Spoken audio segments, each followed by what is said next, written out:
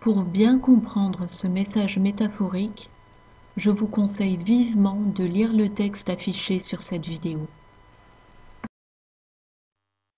Le signe du prophète Jonas pour cette génération. 3 jours de ténèbres. 4 mars 2019. Parole prophétique de Yahushua via Only a Grain of Sand, traduite et lue par Justine.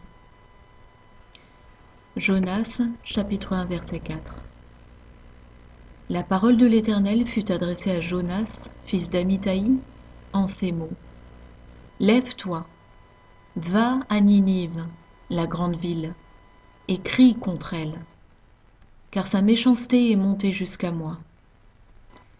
Et Jonas se leva pour s'enfuir à Tarsis, loin de la face de l'Éternel. Il descendit à Jaffo, et il trouva un navire qui allait à Tarsis. Il paya le prix du transport et s'embarqua pour aller avec les passagers à Tarsis, loin de la face de l'Éternel. Mais l'Éternel fit souffler sur la mer un vent impétueux, et il s'éleva sur la mer une grande tempête. Le navire menaçait de faire naufrage. Le Seigneur a commencé. Les mariniers, les politiciens, les sénateurs, les gouverneurs, les banquiers, les dirigeants de société, les médias institutionnels eurent peur et ils implorèrent leur Dieu, Satan. Et ils jetèrent à la mer les marchandises. Effondrement économique.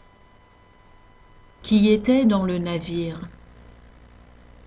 Le gouvernement des États-Unis, afin de le rendre plus léger. Jonas, l'Église, descendit au fond du navire, se coucha et s'endormit profondément. Comment se fait-il que l'Église en Amérique est endormie? Comment se fait-il que les gens d'Amérique dorment? Le navire quel état est en train de couler, et les marins ont tiré au sort pour savoir qui serait jeté par-dessus bord. Dans le ventre du navire, Jonas est endormi, oublieux de la faillite du navire d'État.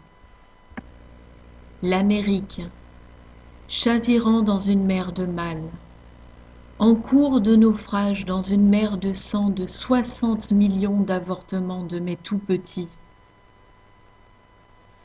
dans une tempête aux proportions titanesques, Jonas sommeille comme un homme ivre.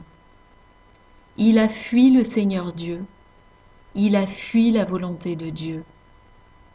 Il a fui ce que le Seigneur Dieu lui avait demandé.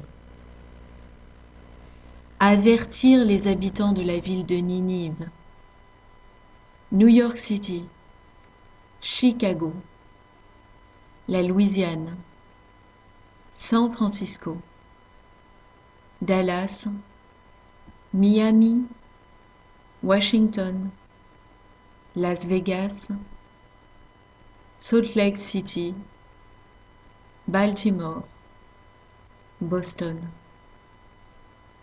pour qu'ils se repentent. Jonas, l'Église, pense-t-elle pouvoir se cacher de Dieu et fuir son devoir envers la vérité et les 10 commandements? Le sort est tombé sur Jonas, les chrétiens. Jetés par-dessus bord dans le ventre de la bête, 3 jours de ténèbres, 3 ans de tribulation avant qu'il ne soit délivré du système de la bête de l'Antéchrist.